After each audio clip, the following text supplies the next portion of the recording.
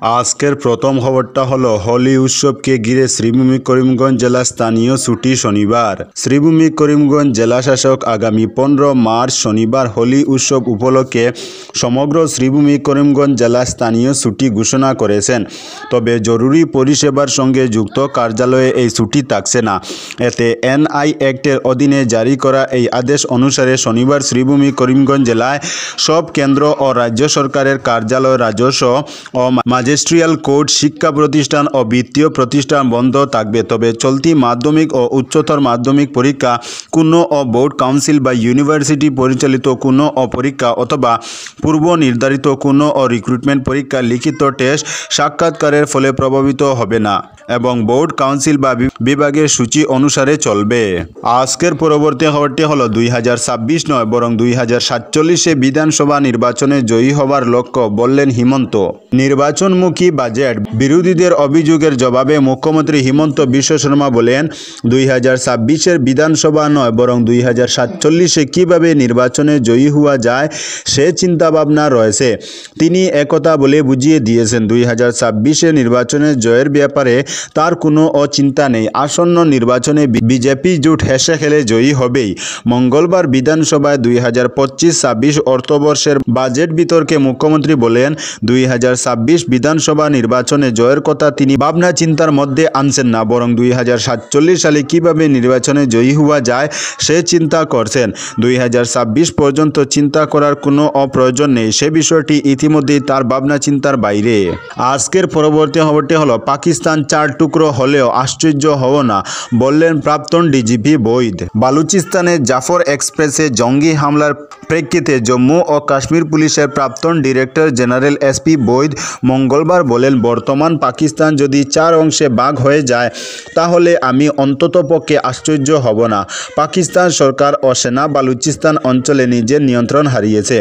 বালুচিস্তানের সরকার ও সেনার কোনো নিয়ন্ত্রণ নেই। এ ধরনের ঘটনা যে বালুচিস্তানে ঘটছে এতে আশ্চর্য হবার কিছু নেই। প্রকৃতপক্ষে পাকিস্তান এখন টুকরো টুকরো হবার পথে। জম্মু ও কাশ্মীরের প্রাক্তন ডিজিপি বৈদ মঙ্গলবার আরও বলেন, দিন কয়েক আগে বালুচিস্তান ও সিন্ধু প্রদেশের বিভিন্ন জঙ্গি সংগঠন এক ছাতার নিচে এসেছে। পাকিস্তান সরকার ও সেনার সার্বভৌমত্বকে চ্যালেঞ্জ জানানোর জন্য পাকিস্তানের সংসদ সদস্য মৌলানা ফজলুর রহমান প্রকাশ্যে বলেছিলেন, বালুচিস্তানের 6 থেকে 7টি জেলা পুরোপুরি জঙ্গিদের নিয়ন্ত্রণে চলে গেছে। আজকের পরবর্তী খবরটি হলো, রামনগর থেকে উধাও সিমেন্ট বোঝাই লরি। শিলচর শহরের উপকণ্ঠ রামনগরে একটি চাঞ্চল্যকর চুরির ঘটনা ঘটেছে। 510 বস্তা সিমেন্ট বোঝাই লরি গোডাউনের সামনে থেকে উধাও হয়ে যায়। পুলিশের তৎপরতায় লরিটি উদ্ধার করা সম্ভব হয়েছে। জানা গেছে, লরির চালক আজিরউদ্দিন চৌধুরী মেঘালয় থেকে সিমেন্ট বোঝাই করে শিলচর রামনগরে একটি গোডাউনে আনলোড করার জন্য নিয়ে এসেছিলেন। রাতে গোডাউনে পৌঁছানোর পর তিনি লরিটি গোডাউনের সামনে রেখে বাড়িতে চলে যান। পরদিন সকালে ফিরে তিনি দেখেন লরিটি নেই। তিনি কালাইন ও দলাই থানায় অভিযোগ দায়ের করেন। অভিযোগের ভিত্তিতে পুলিশ দ্রুত তদন্ত শুরু করে এবং দলাই থানা এলাকার কাটাখাল থেকে লরিটি উদ্ধার করে। তবে লরিতে থাকা 510 বস্তা সিমেন্ট তখন গায়েব ছিল।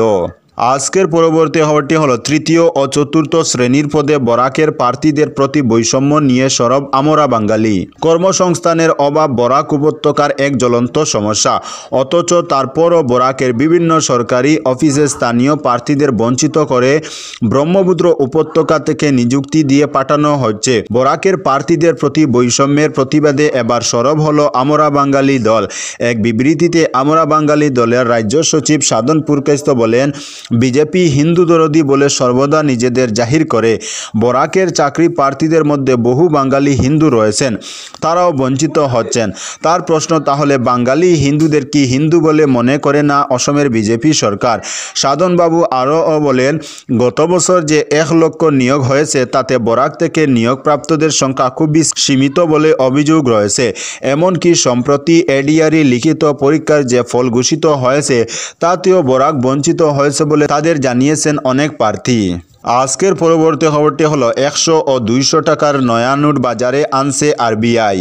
রিজার্ভ ব্যাংক খুব শীঘ্রই নতুন 100 টাকা এবং 200 টাকার নতুন নোট বাজারে নিয়ে আসবে।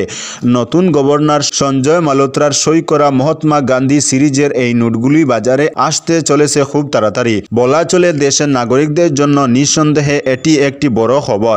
প্রসঙ্গত, সঞ্জয় মালহোত্রা হলেন রিজার্ভ ব্যাংক অফ ইন্ডিয়ার 26তম গভর্নর। রিজার্ভ ব্যাংক জানিয়ে দিয়েছে আগের 100 টাকার নোটগুলিও বৈধ হিসাবে বিবেচিত হবে।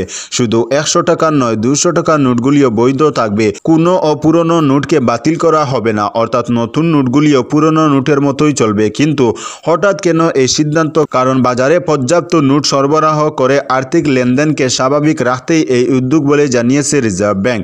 নিরাপত্তা বৃদ্ধি করতে এবং জাল রুখতে নতুন সিরিজের মতো করা হবে এই নোটগুলিকে। নোটের সামনে মহাত্মা গান্ধীর ছবি এবং পিছনে সাংস্কৃতিক ছবিগুলি একসঙ্গেই থাকবে।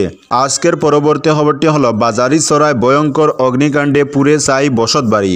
ভয়ঙ্কর অগ্নিকাণ্ডে পুড়ে ছাই হলো এক বসতবাড়ি। ঘটনাটি ঘটেছে সোমবার ভোর রাতে বাজারিছড়া থানাধীন গোপালপুর গ্রামে। ঘটনায় সম্পূর্ণ ভস্মীভূত হয়ে গিয়েছে বাড়িটি।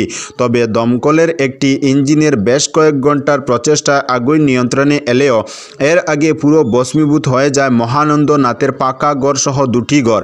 ঘটনার বিবরণে জানা যায়, রাত আনুমানিক 3টার সময় হঠাৎ দেখতে পাওয়া যায় ঘরের মধ্যে আগুন জ্বলছে। এরপর ঘর থেকে বেরিয়ে চিৎকারে জড়ো হন পাড়া প্রতিবেশীর লোক। তারা প্রথমে জল ঢেলে আগুন নেভানোর চেষ্টা করলেও বিফল হন। পরে পাতারকান্দি দমকল বাহিনী এসে আগুন কিছুটা আয়ত্তে আনে। যদিও এর আগে একটি বসতবাড়ি পুড়ে ভস্মীভূত হয়ে যায়। ওই ঘটনায় গবাদি পশু কোনো মতে রক্ষা করতে পারলেও আর কিছুই রক্ষা করা যায়নি। ধান, চাল, কাপড়, জায়গার দলিল, এনআরসি সহ সকল গুরুত্বপূর্ণ নথিপত্র জলে ছাই হয়ে যায়। উল্লেখ্য, মহানন্দ নাথ মাসখানেক আগে গরু বিক্রি করে বাড়িতে রেখেছিলেন প্রায় 2 লক্ষ টাকা। সেই টাকাও পুড়ে ছাই হয়ে যায়। এছাড়া স্বর্ণালঙ্কার এবং নগদ অর্থসহ ক্ষয়ক্ষতির পরিমাণ প্রায় 5 লক্ষ টাকা হবে বলে জানিয়েছেন মহানন্দ। কৃষিকাজ এবং গরু ছাগলি মহানন্দ নাথের একমাত্র সম্বল। আগুনের লেলিহান শিখায় সব কিছু ভস্মীভূত হওয়ায় তিনি মানসিকভাবে পুরোপুরি ভেঙে পড়েছেন। সরকারের পক্ষ থেকে তাকে সুবিধা পাইয়ে দেওয়ার জন্য মন্ত্রী কৃষ্ণেন্দু পাল এবং জেলাশাসকের দৃষ্টি আকর্ষণ করেছেন স্থানীয় জনগণ। তো বন্ধুরা, আজকের জন্য এতটুকু। পরবর্তী কোনো নতুন ভিডিওতে দেখা হবে, তখন অবধি ধন্যবাদ।